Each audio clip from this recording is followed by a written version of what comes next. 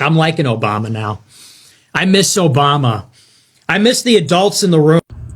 Nick Fuentes. Oh my goodness. Self-proclaimed white supremacist, MAGA supporter Nick Fuentes says he misses Obama. He wants Obama back. So, like, the wonders shall never end. The Trump golden era is so bad that white supremacists and self-scribed neo-Nazis are asking for the black man. I mean, they're literally saying, you better call Tyrone. They call him Tyrone. They want Tyrone back. Oh my goodness. This is crazy. I did not have that on my bingo card in Trump V2 version of his administration, but here we are. Here we are. I miss Obama so fucking much. So much. All the time. What I would give to have that man as president again. Because what the fuck? At this point, I'm getting emotional about Barack Obama. We had it so good. We had it so good, you guys. It doesn't matter who you are, or where you come from, or what you look like, or where you love. It doesn't matter whether you're black or white, or Hispanic, or Asian, or Native American, or young or old, or rich or poor, able, disabled, gay or straight. You can make it here in America if you're willing to try.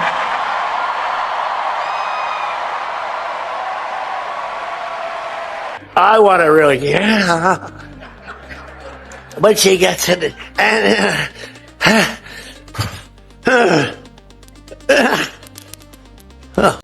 Since our country is in need of a great leader, I thought I'd wear my Obama hat, because that's really the last true president we've ever had. Biden did his best. Don't agree with everything at all. Hell, I didn't even agree with everything Obama did. But one thing we as Americans could count on, that we would never be embarrassed by him. Whether if he was in America or if he was in another country or continent, he always represented America first. Not ego, not big business, not a particular race, creed, or religion, or sexual orientation. That's what American patriotism looks like. This will be forever my president. Yeah.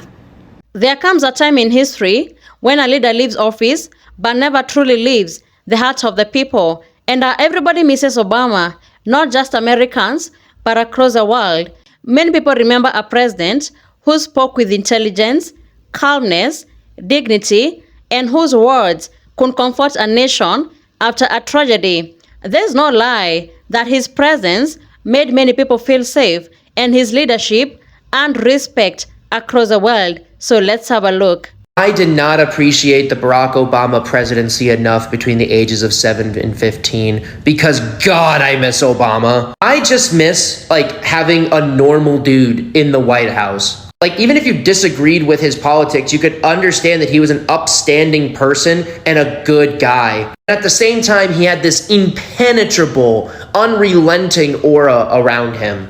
Yeah, he was the commander-in-chief sometimes, but other times he was just Barack. Rewatching a lot of old clips, I miss when presidents were just normal people. Do you want to know what I miss equally as much as the Barack Obama presidency? Michelle Obama in the White House. God, dude, I miss Michelle. The first ladies, as far as I know, are not obligated to actually do anything, but every first lady before Melania was doing shit. But Michelle, she was doing the most. She was catching heat from some of the most far-right politicians out there because she said kids should eat healthier meals. Now we haven't had a baddie in the White House since 2016, and it absolutely shows. What the hell has Melania Trump actually done? For real, though. Every time she's on camera and she speaks, it looks like it's painful for her to do so. But Michelle here was out on iCarly and doing promos for the Penguins of Madagascar like a regular person. Meanwhile, Melania can't even say the word pickles.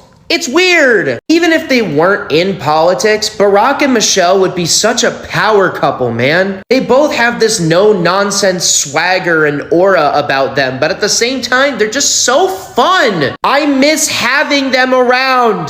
Come home, Obama. The babysitter is weird. I think I finally understand why Donald Trump hates Barack Obama and Michelle Obama so much, and it really has nothing to do with that White House Correspondents' Dinner years ago. It's that America still loves, the world still loves Barack and Michelle Obama.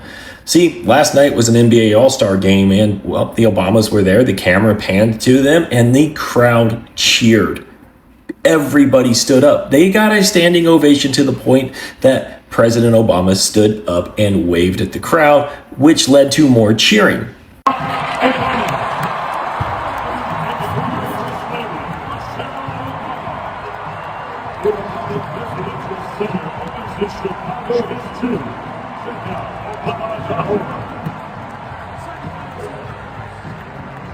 Meanwhile, Donnie Boy Trump shows up at sporting events and half to 3/4 of the crowd boos, to the point that the same media networks have to put clapping and cheering tracks over it to keep his supporters from attempting to boycott them.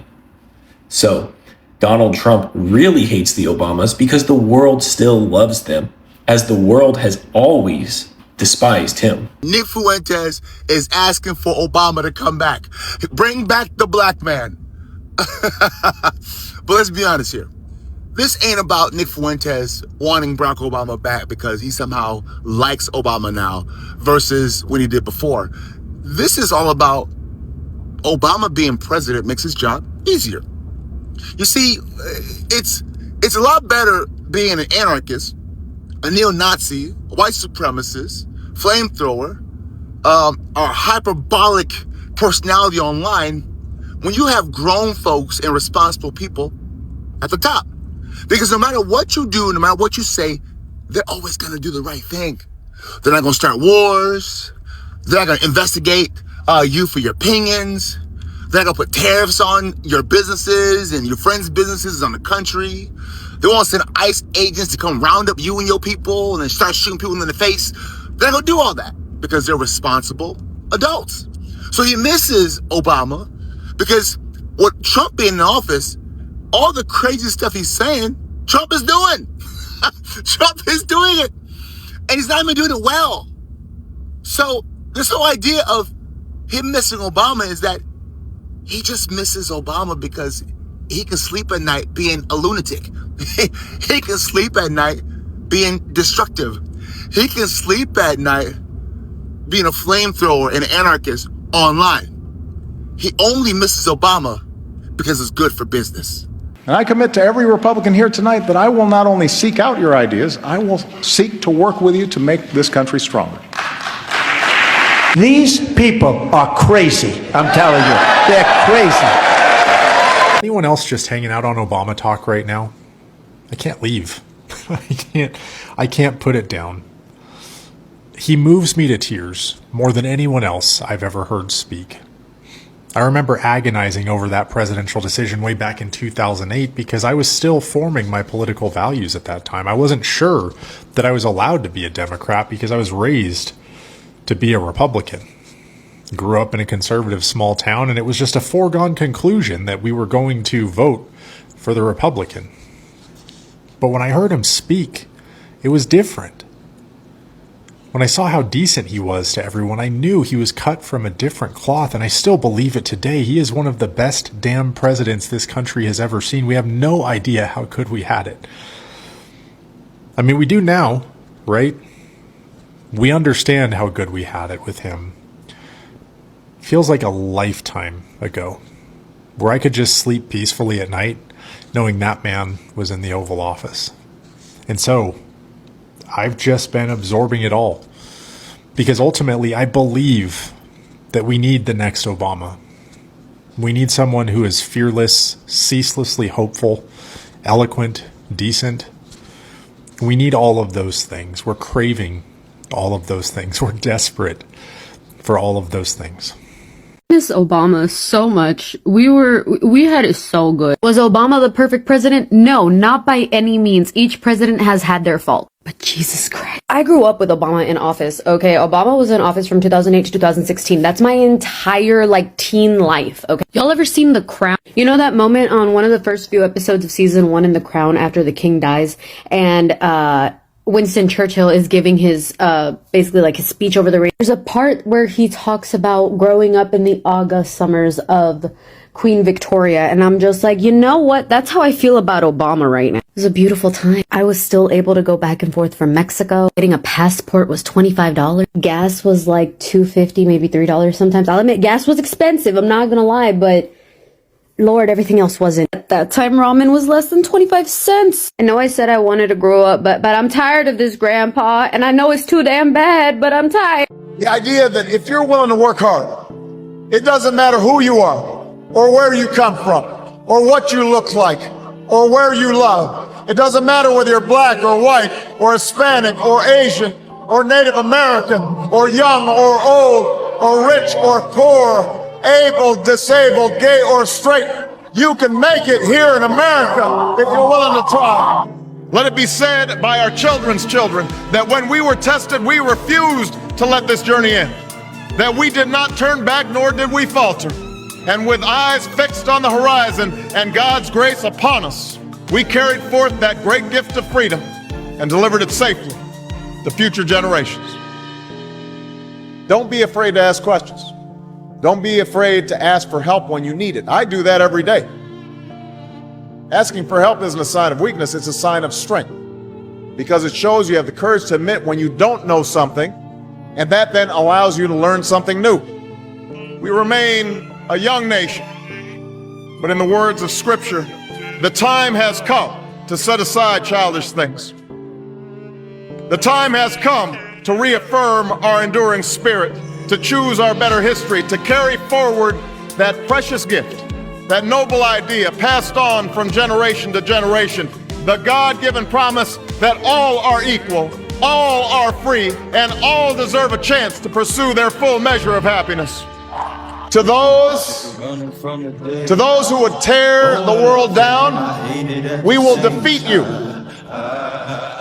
To those who seek peace and security, we support you.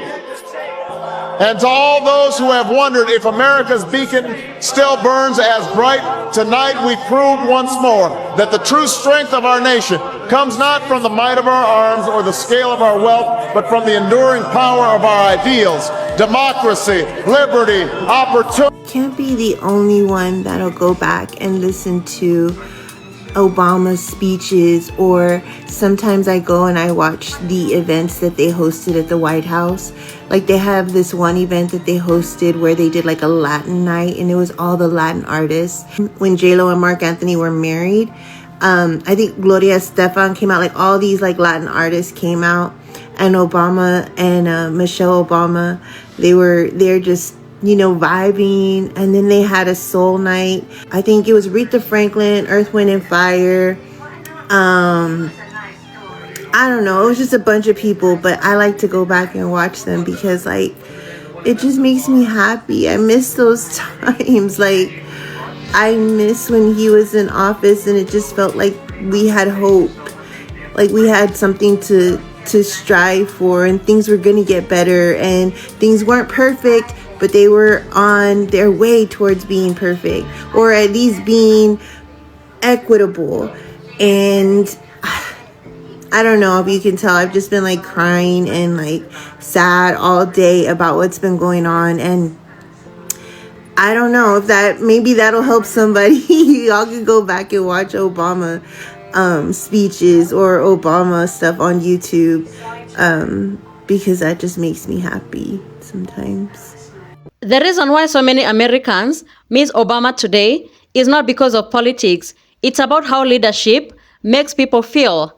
They feel that America had a leader who represented hope, unity, and class. And today, in times of division and chaos, that memory feels even stronger, because leadership is more than just party lines, campaign slogans, or even debates. Real leadership, it's about tone, it's about character, It's about whether a nation feels calmer, stronger, and more united when someone is in charge. And for many people, that's exactly how they feel during the Obama time. Even some supporters of Donald Trump are looking at today's chaos, division, uncertainty, and nonstop controversy and realizing that they may have taken Obama's calm leadership for granted.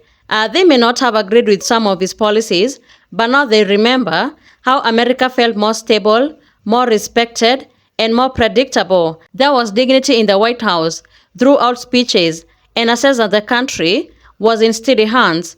People remember waking up in the morning and not feeling constant anxiety about what the president might say next, They remember a leader who chose his words carefully and a leader who could disagree without being cruel. A leader who could stand before the world and speak in a way that made Americans feel proud. And we can't all deny that Obama carried himself with dignity, and no shouting, no insults, no endless drama, just calm and confidence.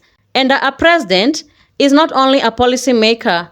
A president becomes a symbol of the nation. The tone from the top often spread throughout the country. So when leadership is angry, division grows. But when leadership is thoughtful, hope grows, Yeah, when a leader speaks in a way that demeans minorities, immigrants, or other groups of people, it teaches other citizens to stop seeing them as human beings, And that kind of a tone is what destroys a nation. So thank you so much for tuning in. Be sure to like, subscribe, and share. Have a good one. I'll see you in the next video.